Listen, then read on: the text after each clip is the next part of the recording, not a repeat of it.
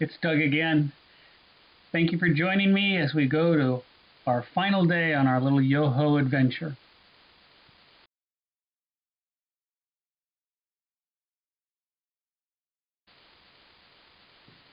So where were we when we last finished off? We had gone all the way to Kiwatonic Pass, way over there on the left-hand point, and we were having a big storm bear down on.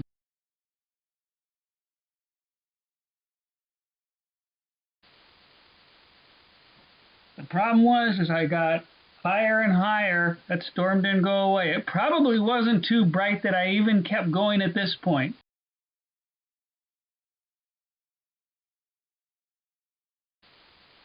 Made it to the lake, Kiwatonic Lake, frozen over here at 8,000 feet. There's the pass right there. From everything I'd heard, it had the most stunning view you'd ever see. And yet, right as I got there, boom of the thunder number 1 came, and then shortly thereafter, boom of the thunder number 2 came. The difference was number 2 was a lot closer than number 1. It was moving up that canyon on the other side of the pass, moving right toward me. So what do you think? Well, it's not even a question. Many mountaineers, and this is not really mountaineering, but many mountaineers are famous for having climbed for days to get within 50 yards of the summit of a famous peak, only to turn around because the conditions had turned too dangerous. And to be quite frank with you, I think I'm up here a little bit longer than I should have been in any case that I've even come this far. So when that second boom hit, I didn't turn around and start walking back. I turned around and started running.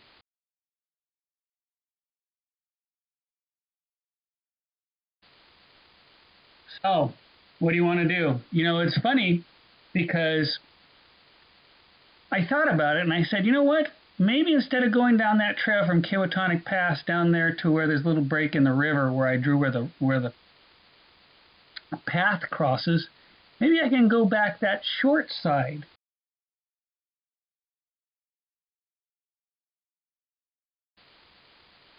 As you look at it going down the pass, going down the valley right there, makes that big backward C on the way down. If I cut to the left, I can cut off a lot of distance and get down there quickly. But of course, you all know,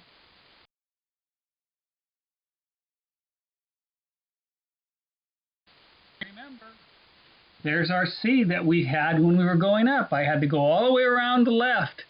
And there was a reason for that, why I didn't go up the right.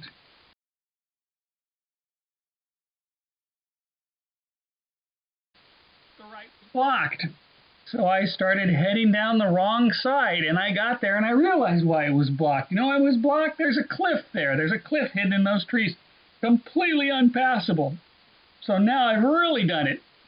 By this time, it was pouring. You say, Doug, it doesn't look like it's pouring. Well, I didn't take any pictures on the way down. This is a picture from the way up. I was on the other side of this river. It was pouring, and I was trying to find out a way to survive. And luckily, very luckily, I was able to cross this river without falling in. I got back to the far side.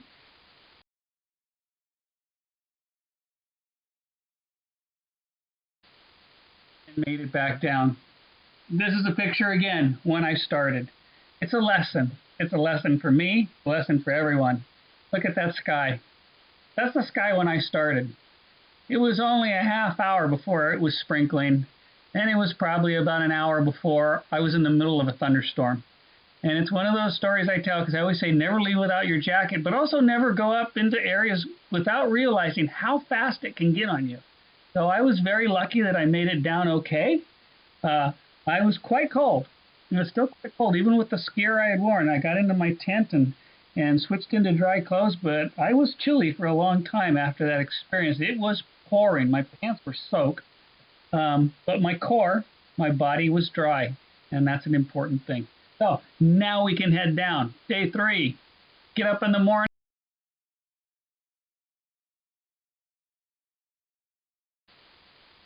Beautiful morning again as we start heading down the little river. We're going to take the ice line trail back into town, back to Arkansas Falls.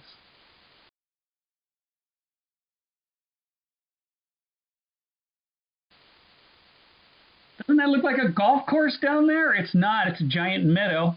And there's little lakes up here. These little lakes are called tarns, T-A-R-N. So there are tarns up here.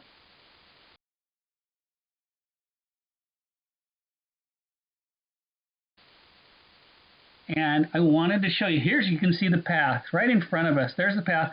I've come down this path. I'm looking back to where I came from.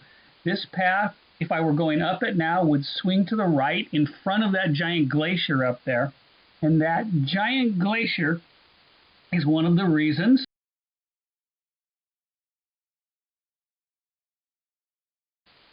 that lake has such a pretty color. You go down to that little tarn. What would you call that color? I don't know, maybe it's kind of a, I don't know, some people say turquoise, some people say cyan, emerald. I've heard different things for it. But it has an unusual color, and the unusual color, like we've talked about a couple times, the reason it's got that unusual color is because of that big glacier up there. And that big glacier is super, super hard. It's been there for thousands, if not millions of years. It's super hard ice, much, much harder than the ice in the freezer there. And it is constantly vibrating and shaking because of the movements of our Earth. And when it shakes and vibrates, scuffs against that rock underneath it. And when it scuffs against that rock underneath it, it grinds off little dust of rock, minerals. That dust gets into the seepage, it gets down, it works its way down into that lake, and it is called rock flour because it's so, so tiny. And those little tiny particles of minerals, of rock flour, suspend in the water. They don't float, they don't sink. They float around like a fish. And they are so many of them, jillions of these little minerals, they give the color that the lakes have. So some lakes are a little bit more turquoise, some are a little bit more cyan, and that all comes from the glacier up above. The rock it grinds off would be called a glacially fed lake.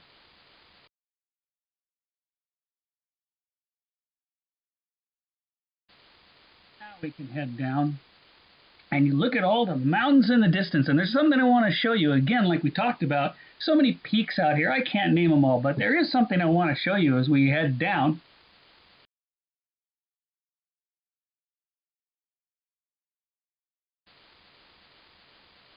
A lake, nothing, no trees around her or anything.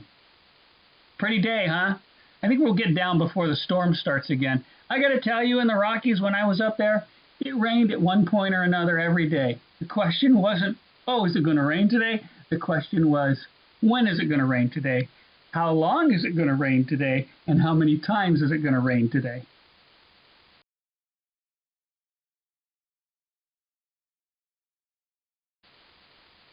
There's our little meadow right there. But if you look off into the distance, I see a giant tongue just left of center. You can kind of see a low spot, and there's a giant tongue of white coming down. And that giant tongue of white keeps going diagonally from left to right, upper left to lower right. And look where it ends up. It ends up in that little white stripe down there on the lower right part of the page, of the picture.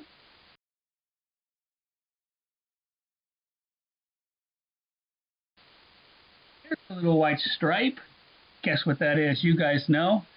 That's Takaka Falls, that big giant waterfall we've talked about, and it looks so tiny here in this arena where we get to actually go and see how giant that ice field is up there.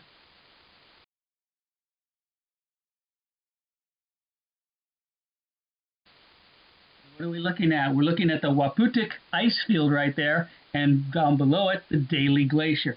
And that Daly Glacier feeds Takaka Falls.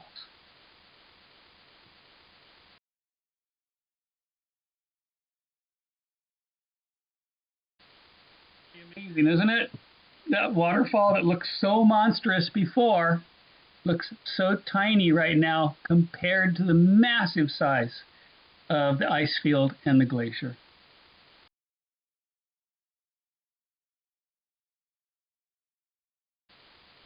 There it is. All right, we're trying to get down.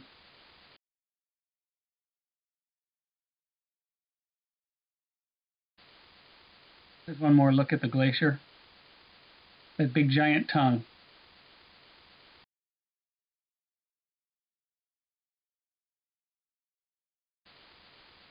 And I get down, well, I think we're getting lower, don't you? A lot of plants here. There's our friend, the Indian paintbrush right there, and the Indian paintbrush doing what it likes to do so much. It's in there with a bunch of neighbors so it can steal their nutrition.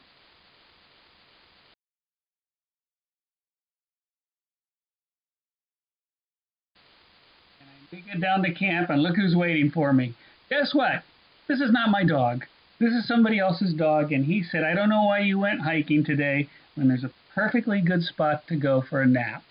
It was kind of fun to get back down to camp after a very, very long backpack trip. It was a very good adventure, but it's not quite over yet.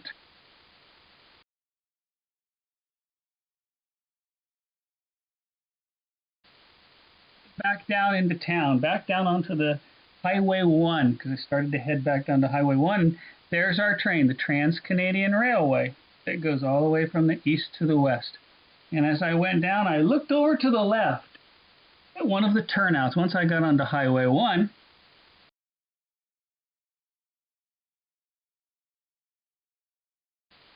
look what I saw. So I pulled over at a very respectful distance from him. I did not want to disturb him at all.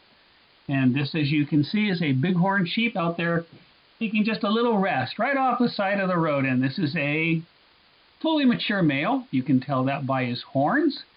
His horns actually weigh more than all the rest of the bones in his body. His horns can weigh up to 30 pounds. And as he gets more and more mature, he's going to go and he's going to try and establish dominance in the group of sheep. So, what's he do with them? He goes in and there's all the sheep there. It's mating time. And he goes to the other boys and he says, hey, everybody, guess what? I'm the big boy. I'm going to do all the mating this year. I just thought I'd let you know ahead of time. And the other bighorn sheep says, sorry, it's me. And what do? They fight. And they go head to head. They say you can hear the crack of the horns a mile away. But because they have such strong skulls, they've got such strong necks, they've obviously got very strong horns, the loser does not get killed. The loser just goes and says, I have a terrible headache, and he heads on home. That leaves the one guy to be the one that does all the breeding. I like to ask again before we go. I like to go and say, well, what are the names for these guys? What is the baby called? What is the baby bighorn sheep? Well, in case you can't think of it real quickly, I always say, what is a baby sheep? Don't even worry about bighorn. A baby sheep is a lamb. The dad is the ram, and the mom is the crossword puzzle word, EWE. And it's kind of funny when I was looking at this guy.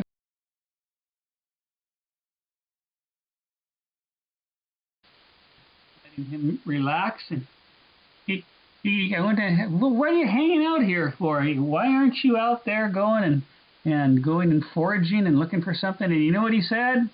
He said,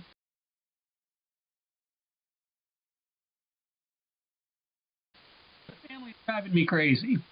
And right off to the side, there was the whole group there. So there are all the ewes and probably a few teenagers mixed in with them, because as you can guess, their horns are very difficult to tell from a ewe. Ewes actually get small little horns like you can see there, and those are formidable. Nobody's going to mess with the lamb if mommy's there with her horns. And there are the lambs right there. And off to the side, one of the lambs, you can see the lamb started to say, you know what?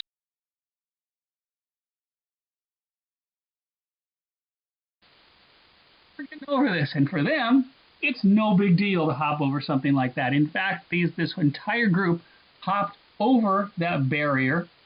The Highway 1 is on the other side. And luckily, none of them got hurt, because once somebody saw me looking off to the side, they saw me looking at a bighorn sheep, they stopped because they wanted pictures too. And within minutes, the Highway 1, thanks to me, was a parking lot on the other side of that. So the sheep just went through the parked cars and went up the side of that wall on the left like it was nothing. As easy as you walk down the street, they went straight up that wall. Why can they walk up that wall so easily? And that is because their hoofs are split. Those split hoofs allow them to have part of they have four of them. It allows them to have part of their hoof on the flat spot and the other part of the hoof to shape around the rock that they're stepping on. So that's one of the reasons they have such great climbing and balancing ability. So there's our adventure to YOHO National Park.